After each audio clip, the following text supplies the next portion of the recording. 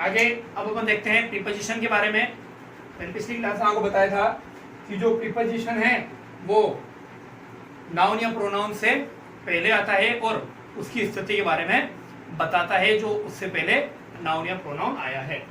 अब अपन प्रीपोजिशन देखते हैं कौन से ज्यादातर यूज किए जाते हैं। इधर देखते हैं प्रीपोजिशन लिखा हुआ है, फोकस रखना। In, at, into, for, from, of, over, under, to, with, without, about, along, by. और भी कई सारे प्रीपोजिशन है, लेकिन ये ऐसे प्रीपोजिशन ज्यादातर हम यूज करते हैं। पेपर के अंदर ज्यादातर यही प्रीपोजिशन पूछे जाते हैं। तो एग्जाम्पल से देखते हैं इसको। राजू वेंट टू स्कूल, तो जो राजू है उसकी स्थिति को कौन बता रहा है या वो कहाँ जा रहा है, कौन बता रहा है? टू बता रहा है कि वो स्कूल जा रहा है, और टू के बाद में जो है नाउन आया है स्कूल। तो इसी तरीके से प्रीपोजिशन से पहले नाउन या प्रोनाउन होगा और उसके बाद में हमेशा नाउन आएगा। The doctor is in the hospital, doctor कहाँ है? हॉस्पिटल में है। She is coming from market, वह कहाँ से आ रही है? मार्केट से। तो फ्रॉम जो है वो प्रीपोजिशन है। टेल मी अबाउट यू, अपने बारे में कुछ बताओ, ये क्या है? अबाउट यहाँ पर प्रीपोजिशन है। तो इस तरीके से जो प्रीपोजिशन है वो नाउन से पहले लगाए जाते हैं। अब नेक्स्ट जो है वो है कंजक्शन। देखो बच्चों, कंजक्शन जो है वो वर्ड्स होते हैं या वो छोटे छोटे क्लोज होते हैं जो कि क्या करते हैं, दो नाउन को या फिर प्रोनाउंस को या फिर क्लोज यानी छोटे छोटे सेंटेंसेज को आपस में जोड़ने का काम करते हैं। जैसे मैं कहूँ राम होशियार है, Ram is intelligent, Shyam is intelligent. लेकिन अगर मैं इनको दोनों को एक साथ बोलूँ तो बोलूंगा Ram and Shyam are intelligent. तो यहाँ पर जो अपन ने एंड लगाया है जिससे राम और श्याम को दोनों को जोड़ा है वो क्या है? एंड हमारा कंजक्शन है। तो इसी तरीके से एंड हो गया, बोथ एंड हो गया, इधर और हो गया, नीदर नोर हो गया, देट हो गया, अंटिल हो गया, नॉट ओनली बट आल्सो हो गया, बट, दो, सो, बिकॉज, एज वेल एज। ये सारे ऐसे कंजक्शन है जो कि सेंटेंस को या फिर नाउन प्रोनाउन को आपस में जोड़ते हैं। एग्जाम्पल देखो, जैसे फर्स्ट एग्जाम्पल है Ram and Hari are good friends. तो यहाँ पे राम और हरी को जोड़ने का काम कौन कर रहा है? एंड कर रहा है। तो एंड यहाँ पर क्या हो गया? कंजक्शन हो गया। नेक्स्ट एग्जाम्पल देखो, ईदर यू और your brother can join the class. तो यू और योर ब्रदर इन दोनों को जोड़ने का जो काम है वो ईदर और कर रहा है। तो ईदर और यहाँ पे कंजक्शन हो गया। He likes nothing but ice cream. जो बट आपके कंजक्शन है वो हमेशा विरोधाभास यानी एक स्थिति और दूसरी स्थिति में आपस में दोनों में विपरीत को बताता है। जैसे कि उसे कुछ भी नहीं पसंद है सिवाय किसके? आइसक्रीम के। तो जो बट है वो यहाँ पे कंजक्शन है। He is miser though he is rich।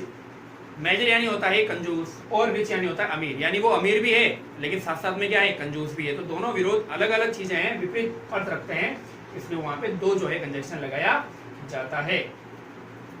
I will not come because I have met with an accident. मैं नहीं आऊंगा क्योंकि मेरा क्या हो गया है? एक्सीडेंट हो गया है। तो बिकॉज जो है वो इस तरीके से दो क्लोज को आपस में जोड़ने का काम करता है। Both king and his warriors were brave.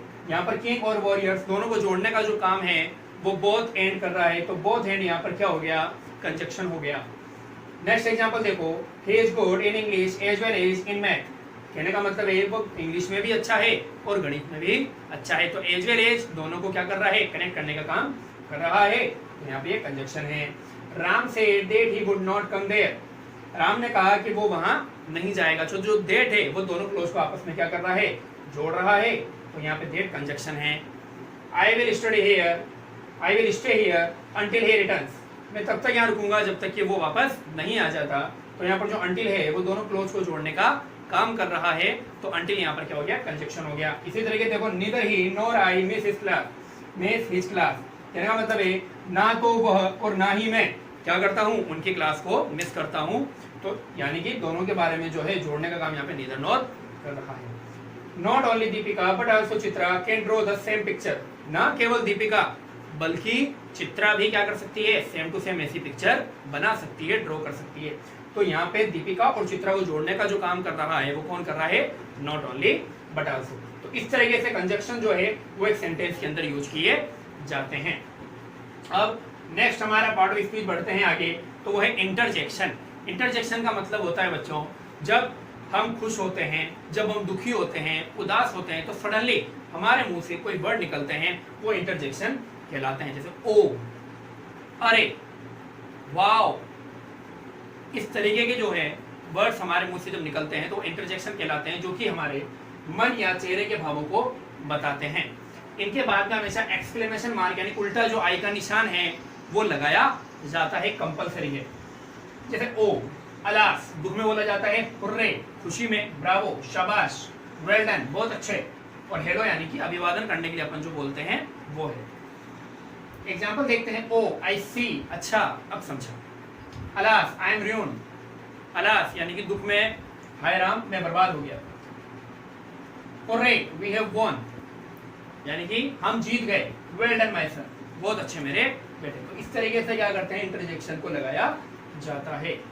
Next बढ़ते हैं, हमारे पार्ट ऑफ स्पीच खत्म हो रहा है। अब लास्ट आपका पार्ट ऑफ स्पीच रह गया है डिटरमिनर्स। देखो डिटरमिनर्स का मतलब होता है जो नाउन से पहले लगकर उसकी मात्रा या संख्या का क्या कर देते हैं, निर्धारण कर देते हैं। कहने का मतलब है उसको और भी ज्यादा स्पेसिफाई करते हैं, क्वालिफाई करते हैं। अगर मैं कहूं इट इज एप्पल, तो मुझे ये नहीं पता कि यहाँ पर एक है या एक से ज्यादा है, तो मैं क्या लगाऊंगा, एन लगाऊंगा। तो इट इज एन एप्पल, तो एन जो है वो क्या कर रहा है, डिटरमाइन कर रहा है, उसके बारे में और ज्यादा आपको निर्धारित कर रहा है।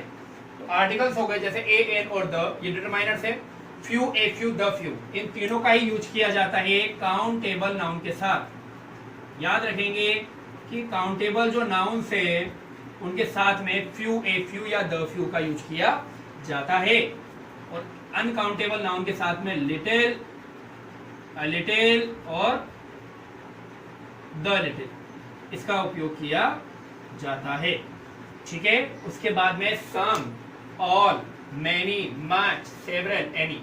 सम यानी कुछ, ऑल यानी सभी, मैनी बहुत सारे, मच बहुत सारे लेकिन अनकाउंटेबल नाउन में, सेवरल कई, एनी न के बराबर। तो ये सारे भी डिटरमिनर से जो ज्यादातर यूज किए जाते हैं। हाँ, तो अब अपन देखते हैं डिटरमिनर्स के अंदर एग्जांपल देखते हैं। देखो, इट इज एन एप्पल, तो जो एप्पल है उसको क्वालिफाई कर रहा है या स्पेसिफाई कौन कर रहा है, एन। तो एन यहाँ पर क्या है, डिटरमिनर से। Some boys have broken this glass, तो बॉयज जो है उनको डिटरमाइन कर रहा है सम। सम बता रहा है कि कुछ लड़के ही थे जिन्होंने की गिलास तोड़ा है। अगर यहाँ पे ऑल आता तो हो जाता सभी ने गिलास तोड़ा है, मैनी आता तो हो जाता सभी ने, यानी बहुत ज्यादा ने मिलकर गिलास तोड़ा है। तो इसका मैं यहाँ पे डिटरमाइन कर रहा है some. She hasn't any friend, any जो है वो नेगेटिव सेंस के लिए आता है, तो अपन बोलेंगे कि उसके कोई भी दोस्त नहीं है, या फिर एक या दो ही दोस्त है, न के बराबर दोस्त। I bought all 4 shirts, all यानी सभी, आई बॉट ऑल 4 शर्ट्स का मतलब है मैंने चारों जो सभी थी शर्टें वो खरीद ली। तो 4 शर्ट दिखाई थी, चारों की चारों खरीद ली। अभी मैंने आपको बताया था कि जो लिटिल है, ए लिटिल है और द लिटिल है, वो अनकाउंटेबल नाउन के साथ में लगता है। तो there is a little water in the jug, तो जो जग है उसमें बहुत कम मात्रा में क्या है, पानी है। You have many friends but a few friends will help you in trouble, कहने का मतलब है कि तुम्हारे पास में दोस्त तो बहुत सारे हैं लेकिन बहुत कम फ्रेंड ऐसे हैं जो कि क्या करेंगे, तुम्हारी मुसीबत में और सहायता करेंगे। तो इस तरीके से ये डिटरमिनर्स है जो कि निर्धारण करते हैं नाउन से पहले लगकर कि जो नाउन है उसमें कुछ है, सभी है, या एक दो है, या फिर न के बराबर है। तो इस तरीके से आज अपना जो पार्ट ऑफ स्पीच था वो कंप्लीट होता है बच्चों। अब 9th के अंदर जो फर्स्ट टॉपिक था पार्ट ऑफ स्पीच वो खत्म हो चुका है। तो जल्दी ही इसका जो है मैं टेस्ट लूंगा, यहाँ पर बोर्ड पे कुछ क्वेश्चन करूंगा और अगले दिन या हो सकता है कि थोड़े टाइम बाद में, और मैं उसके आंसर आपको बताऊंगा। तो आप अपने आप को प्रिपेयर रखें और जितने भी आपको पार्ट ऑफ स्पीच मैंने करवाए हैं उसके अंदर कोई भी चीज़ अगर समझने में प्रॉब्लम आ रही है, आप 1-2 बार वापस से वीडियो को देखें, आप समझ जाएंगे। फिर भी अगर प्रॉब्लम आती है तो आप मेरे से संपर्क कर सकते हैं, ठीक है। और एक और जो इम्पोर्टेंट बात वो ये है कि आप बच्चे जो हैं सभी मेरी वीडियो देखते हैं तो सभी उसको सब्सक्राइब कीजिए, लाइक कीजिए, क्योंकि अगर आप सब्सक्राइब और लाइक करेंगे तो मेरे पास में भी क्या रहेगा, थोड़ा सा मैं भी मोटिवेट होता रहूँगा इन चीज़ों के लिए, है ना। नहीं तो फिर बाद में अगर आप इसको देख ही नहीं रहे वीडियो को तो फिर ऐसा लगेगा कि इन वीडियो को बनाने का कोई मतलब नहीं है। तो प्लीज़ आप बच्चे सभी के लिए हम जो है यहाँ पर ऑनलाइन क्लासेज के माध्यम से आपको पढ़ाने का जो वर्क कर रहे हैं उसको आप भी क्या बनाइए, सफल बनाइए। थैंक यू वेरी मच बच्चों, ऑल द बेस्ट।